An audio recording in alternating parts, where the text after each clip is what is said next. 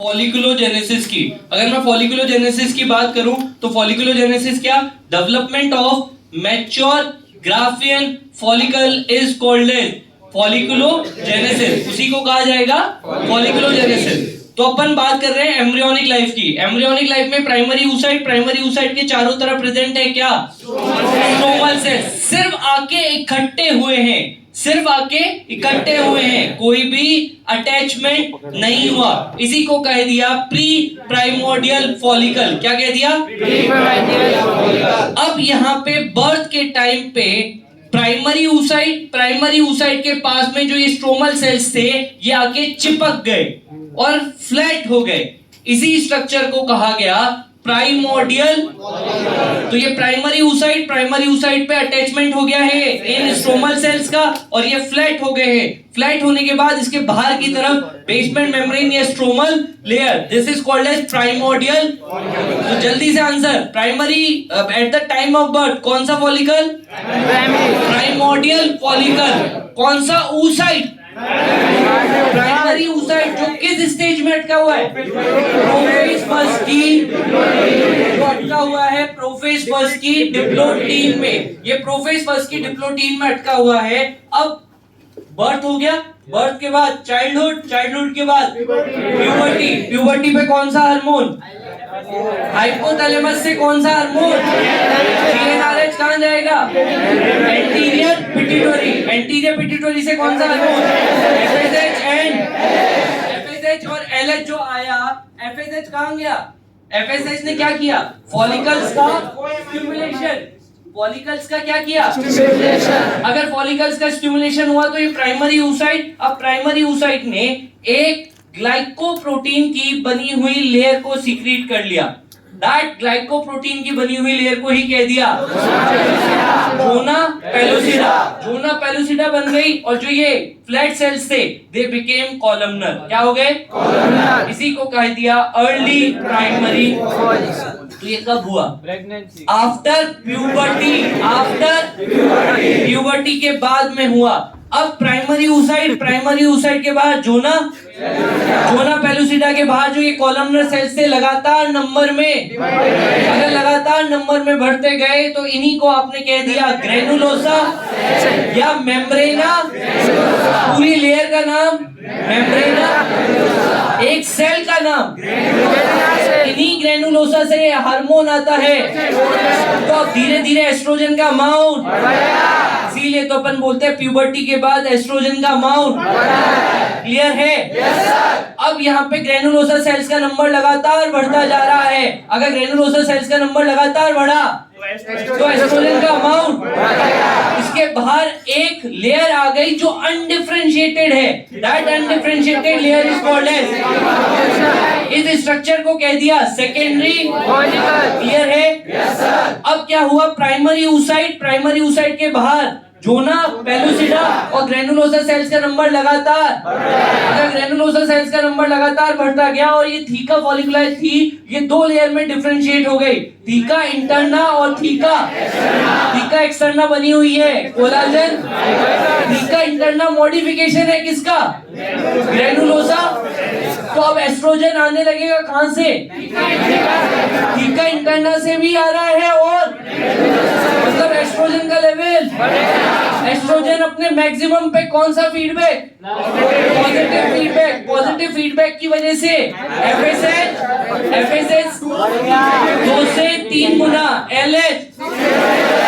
FSH 2 से 3 गुना बढ़ गया, क्या किया, OMIF को तोड़ दिया। अगर OMIF टूटा,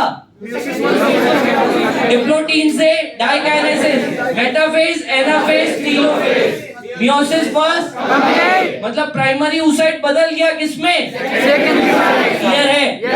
एक कैविटी बन गई जिस कैविटी का नाम एंट्रम, के अंदर लिक्विड भर गया, लिक्वर फॉलिकुलाई बढ़ गया। अब लिक्वर फॉलिकुलाई का लेवल लगातार बढ़ता जा रहा है, अगर लगातार लिक्वर फॉलिकुलाई बढ़ा तो जो अभी तक सेकेंडरी oocyte सेंटर में था, सेंटर से ई-सेंट्रिक हो गया, कैसा हो गया, मतलब सेंटर से डिस्प्लेस हो गया।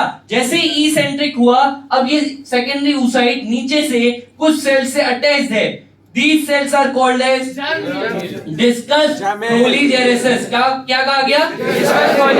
अब इसके चारों तरफ कुछ सेल और आके इकट्ठे हो गए, 3 से 4 लेयर आ गई और इन्हीं लेयर को कहा गया क्यूमुलस ओफेरिकस। क्या कहा गया? कुछ नहीं बेटा जी, किसकी लेयर है? वही ग्रेनुलोसा सेल्स की लेयर है। दिस क्यूमुलस ओफेरिकस यही तो आगे चल के कोरोना रेडिएटा का फॉर्मेशन करेगा। अब इसी स्ट्रक्चर को कह दिया आपने मैच्योर ग्राफियन फॉलिकल। क्या कह दिया? LH बढ़ चुका था कितने टाइम? 6 से 10 गुना। LH के 6 से 10 गुना बढ़ते ही बन गया कोलाजिनेज। क्या बन गया? इसको ब्रेक डाउन, कोलाजन को ब्रेक डाउन किया, मतलब थीका एक्सटर्नल टूटी। उधर ओवरी में ट्यूनिका एल्ब्यूजिनिया का भी ब्रेक डाउन हुआ, मतलब ओवरी में छेद हो गया। ओवरी में छेद को स्टिग्मा कहा जाता है। क्या कहा जाता है? ओवरी में छेद हुआ। सेकेंडरी oocyte यहां से बाहर निकला मैच्योर ग्राफियन फॉलिकल से, मतलब ये कन्वर्ट हो गया किसमें? Ruptured. RGF stand for ruptured Graafian follicle. Ruptured Graafian follicle मतलब यहां से बाहर निकल गया। और अब ओवरी से सेकेंडरी oocyte के बाहर निकलने को ही तो कहते हैं। तो ओव्यूलेशन कौन से हार्मोन की वजह से? LH ने ओव्यूलेशन करा दिया। ओव्यूलेशन के बाद अब यहां पे LH की वजह से EGF आया, एंडोथेलियल ग्रोथ फैक्टर की वजह से एंड ब्लड कैपिलरीज की ग्रोथ हुई।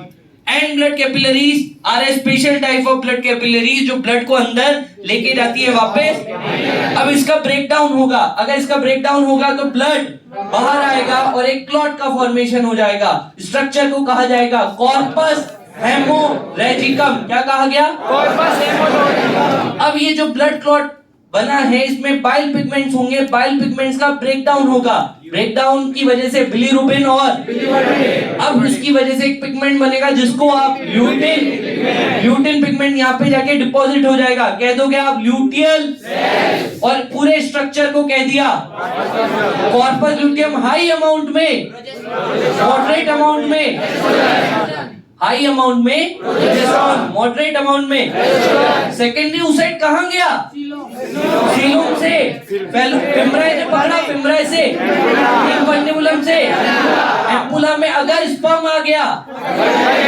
फर्टिलाइजेशन हो गया तो सेकेंडरी oocyte कन्वर्ट हो जाएगा ओवम में, ओवम से जायगोट, जायगोट से मोरुला, मोरुला से ब्लास्टुला से आएगा HCG, और अगर HCG आया तो कॉर्पस ल्यूटियम स्टेबल कितने दिनों के लिए? 9 महीने के लिए। मगर अगर नहीं आया तो कॉर्पस ल्यूटियम जो कि येलो बॉडी है कन्वर्ट हो जाती है कॉर्पस एल्बिगेंस में, और कॉर्पस एल्बिगेंस कोई भी हार्मोन का सीक्रेशन नहीं, तो क्या हो जाएगा? डीजनरेट हो जाएगा। क्लियर है? Yes sir. वापस से अगर ऐसा हुआ तो वापस से मेंस्ट्रुअल साइकिल में फॉलिकुलोजेनेसिस स्टार्ट हो जाएगा। क्लियर है? Yes sir. चलिए ओके, एनसीईआरटी निकालिए।